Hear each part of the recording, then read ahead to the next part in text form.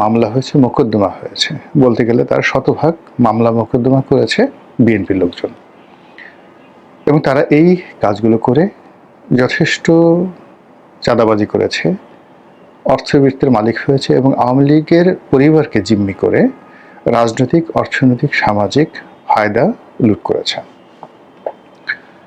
আর অন্যদিকে ৩২ নম্বর ভাঙা, তারপর বিভিন্ন জায়গাতে আওয়ামী লীগের লোকদের উপর মব করা, এরকম কিছু ঘটনাকে, যেগুলোকে সাধারণত জামাত এবং এনসিপি বিচ্ছিন্ন ঘটনা বলছে, কিন্তু এইগুলোকে ক্যাপিটালাইজ করে এমনভাবে প্রচার করা হয়েছে যে গত ২ বছরে আওয়ামী লীগের উপর যত অন্যায় হয়েছে, অবিচার হয়েছে, তা আসলে জামাত করেছে, এনসিপি করেছে।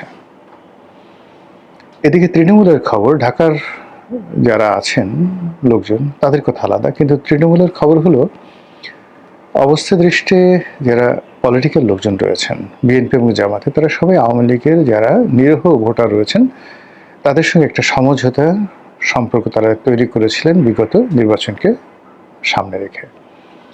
আর এখন বলতে গেলে আওয়ামী লীগের লোকজন তারা তাদের মতো করে বুক ফুলিয়ে চলছেন বিভিন্ন জায়গাতে।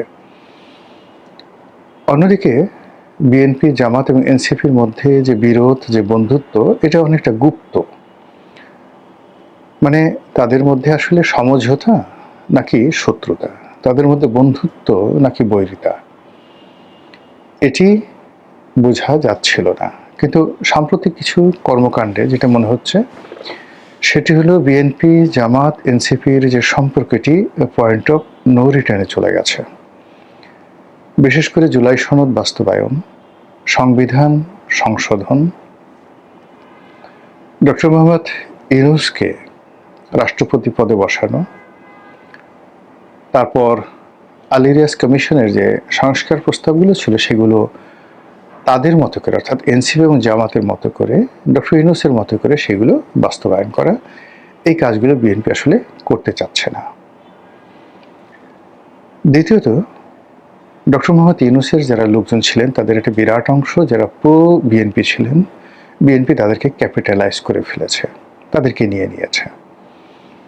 এবং এই যে তাদেরকে নিয়ে নেওয়ার এটা জাস্ট বড় উদাহরণ দিলেই বুঝতে পারবেন। যেমন ডক্টর মোহাম্মদ ইউনূসের একেবারে দক্ষিণ হস্ত, যাকে বলা হতো সরকারের মুখপাত্র, বিকল্প উজিরে আজম জনাব শফিকুর রহমান, প্রেস সেক্রেটারি। আপনারা জানেন যে তিনি অতি সম্প্রতি একটি পত্রিকার সম্পাদক হয়েছেন। সেই পত্রিকার মালিককে আপনারা জানেন? সেই পত্রিকার মালিক হলেন জনাব Gorky, Anis Ahmed Gorky, MGS গ্রুপের মালিক। এবং আনিস আহমেদ গোর্কি জনাব তারেক রহমান সাহেবের সবচেয়ে ঘনিষ্ঠ বন্ধু। মানে তারেক রহমান সাহেবের যে কজন বন্ধু রয়েছেন তাদের মধ্যে অল্প কয়েকজন বন্ধু রয়েছেন, তার মধ্যে সবচেয়ে অভিজাত, ব্লু ব্লাড এবং সবচেয়ে ধনী যে মানুষটি, তিনি হলেন এই আনিস আহমেদ গোর্কি, এমজিএস গ্রুপের মালিক। এই গোর্কির মালিকানাধীন পত্রিকাটি জনাব শফিক তিনি সম্পাদক হিসেবে দায়িত্ব গ্রহণ করেছেন। এবং আপনি দেখেন যেদিন থেকে তিনি এই দায়িত্ব গ্রহণ করেছেন এবং বিএনপি যেদিন থেকে ক্ষমতায় এসছে সেদিন থেকে জনাব শফিক তিনি আগের মতো করেই, অর্থাৎ ইনুস জামানাতে যেভাবে কথা বলেছিলেন ঠিক সেই ভাষাতে তিনি কথা বলছেন। এর বাইরে অন্যান্য যারা আছেন, যারা অনেকটা প্রো বিএনপি ছিলেন অনেক আগের থেকেই, তারাও মোরাললেস কিন্তু বুক ফুলিয়ে ঘোরাফেরা করছেন। আমি কারো নাম বলে বড়ও করতে চাচ্ছি না, ছোট করতে চাচ্ছি না। অন্যদিকে ডক্টর মোহাম্মদ ইউনূসের প্রতি জামাত এবং এনসিপি তাদের যে একেবারে দ্বিধাহীন সমর্থন ছিল, অন্ধের মতো তাদের বিশ্বাস ছিল, ঠিক সেই বিশ্বাসের মূল্যের যে জায়গাটি, সেই জায়গাটিতে এখন জামাত এবং এনসিপি নিজেদেরকে বেকুব মনে করছে, অসহায় মনে করছে, দুর্বল মনে করছে। রাজনীতিতে যখন এরকম একটা হাহাকার তৈরি হচ্ছে, যারা ক্ষমতা পেয়েছে তাদের এক ধরনের হাহাকার, এবং যারা ক্ষমতা পেয়েছে তারা এখানে 3টা ভাগে বিভক্ত করে দিয়েছে। ডক্টর মোহাম্মদ ইউনূস, জামাত, এনসিপির যে সম্পর্ক, সেই সম্পর্কটি ভেঙে গেছে। ইউনূস সাহেবের যে লোকজন ছিল তাদের একটা বিরাট অংশকে নিষ্ক্রিয় করে দেওয়া হয়েছে, অন্য অংশটিকে বিএনপি আপন করে নিয়েছে। আর জামাতের মধ্যে একটা হতাশা, আতঙ্ক এবং ভয় ঢুকিয়ে দেওয়া হয়েছে। ঠিক এই সময়টিতে যখন শেখ হাসিনা বললেন যে আমি বাংলাদেশে আসছি এবং ডিসেম্বর মাসে আসছি, তখন সঙ্গত কারণে যেহেতু এখানে আলটিমেটলি একটা বিভেদ তৈরি হয়ে গিয়েছিল এবং এই বিভেদটা আর জোড়া লাগানোর কোনো স্কোপ আগামীতে নেই।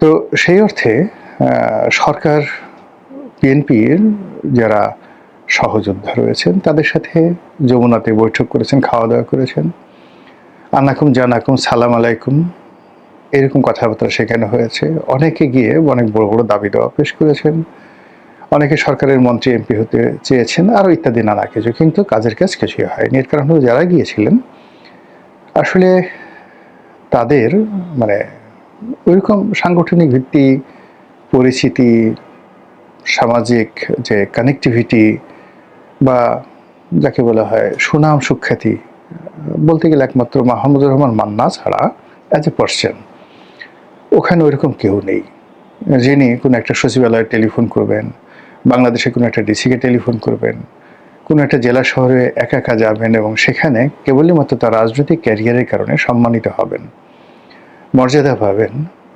কেউ তাদেরকে ভুয়া ভুয়া বলবে না, কেউ তাদেরকে অমুক চোর বলবে না, অমুক মানে তাদের এখন দেখেন যে এই সরকারের সাথে বন্ধুত্বের বেশে তাদের কাছাকাছি আছে বা কাছাকাছি বাইরে চলে গেছে, এরকম প্রায় সবারই এক একটা উপাধি আছে, বিভিন্ন রকম বাজে বাজে উপাধি আছে। তো সেই মানুষগুলো 000 একত্র করলে যেমন জিরো হয়ে যায়, অথবা মাইনাস মাইনাস মাইনাস যদি একত্র করেন তাহলে যেভাবে মাইনাসের সংখ্যাটা বাড়ে, তেমনি যমুনাতে যারা শেখ হাসিনার বিরুদ্ধে যদি জনমত গঠন করা, রাজনৈতিক শক্তি গঠন করা, এই উদ্দেশ্যে যমুনার সেই বৈঠকটি হয়ে থাকে প্রধানমন্ত্রীর নেতৃত্বে, তাহলে এখানে 000 হয়েছে অথবা মাইনাস মাইনাস মাইনাস হয়েছে। অন্যদিকে জামাত যারা আছে তারা আসলে কি করছে এটা সরকার জানে না, আমরাও জানি না। বহু আগে একেবারে ঠিক 2024 সনের দিকে আমার কাছে মনে হয়েছিল যে আগামীতে যে রাজনৈতিক মিত্রতা হবে, সেই মিত্রতা হবে জামাতের সঙ্গে আওয়ামী লীগের। আবার বিশ্বাস করেন এই কথাগুলো আমি এই ইউটিউবে বহুবার বলেছি। জামাতের সঙ্গে দিল্লির কানেকশন, জামাতের সঙ্গে আওয়ামী লীগের কানেকশন, এই কথাগুলো 2024 সনের সেপ্টেম্বর অক্টোবর মাসে বলেছি। আজকের দিনে এটার যে রূঢ় বাস্তবতা, এটা আমি না, স্বয়ং প্রধানমন্ত্রী বা বিএনপি যারা শীর্ষ নেতৃবৃন্দ রয়েছেন তারা এইরকম যাকে বলা হয় কথা বলাবলি করছে। ঠিক সেই সময়টাতে শেখ হাসিনা বাংলাদেশে আসতে চাচ্ছেন। এটা নিয়ে আওয়ামী লীগের মধ্যে একটা মিশ্র প্রতিক্রিয়া দেখা দিয়েছে। তারা এখন কি করবেন, অনেকে যেমন খুব স্বপ্ন দেখছেন শেখ হাসিনা আসবেন, এটা হবে এটা হবে এটা হবে, তারা সবাই গণহারে জেলে যাবেন। অথবা অনেকে চিন্তা ভাবনা করছেন শেখ হাসিনা যেদিন আসবেন সেই দিন আসলে তারেক রহমান সাহেব আসার পরে যেভাবে পরিস্থিতি সব কিছু তারেক রহমান সাহেবের নেতৃত্বে চলে গেছে, নিয়ন্ত্রণে চলে গেছে, শেখ হাসিনা আসলেও একই পরিস্থিতি হবে। এটা আওয়ামী লীগের বিশাল শ্রেণী মনে করছে। আওয়ামী লীগের যারা একটু সমঝদার তারা চিন্তা করছে যে আচ্ছা ঠিক আছে, দেশের বাইরে পালিয়ে থাকার চাইতে এখানে এসে আমরা যদি জেলখানাতে থাকি, দেশে রাজনীতি করি, তাহলে অন্তত মুখ রক্ষা হয়। শেখ হাসিনা হয়তো মনে করছেন যে আমি আর বাঁচব কয়দিন, এই সময়টিতে আমি আমার দেশের মাটিতে থাকব, দেশের মাটিতে কবর রচিত হবে, এরকম একটা আকাঙ্ক্ষা তার মধ্যে আসতে পারে। আবার অন্যদিকে তার যে জিদ, তার শরীরের যে অবস্থা এবং একই সঙ্গে তার যে অতীত ক্যারেক্টারিস্টিক্স, সেই দিক থেকে তার যে হুমকি, এই হুমকিটা যে ফেলে দিতে মানে সরকার যে ফেলে দিবে বা গণ্য করবে না, এটাও কিন্তু কোনো অবস্থাতেই যাকে বলা হয় মনে করার কোনো কারণ নেই। একেবারে সর্বশেষ যেটি সেটি হলো দিল্লি। এখানে সরকারের সাথে কি খেলা খেলছে এটার উপর অনেক কিছু নির্ভর করবে। যেমন দেখা গেল যে প্রথম দিকে একেবারে দিল্লি এগিয়ে এলেন তারেক রহমান সাহেবের সাথে সম্পর্ক করার জন্য, কিন্তু পরবর্তীতে বিভিন্ন কারণে সেই সম্পর্কটা হলো না। তারপর চীন ভ্রমণের পরে সেই পরিস্থিতি একেবারে ইনুস জমানার মতো চলে গেল। আবার সাম্প্রতিক সময় দিল্লি আবার তারেক রহমান সাহেবকে সেপ্টেম্বর মাসে দিল্লি ভ্রমণের বিমস্টেক উপলক্ষে দিল্লি ভ্রমণের আমন্ত্রণ জানিয়েছেন।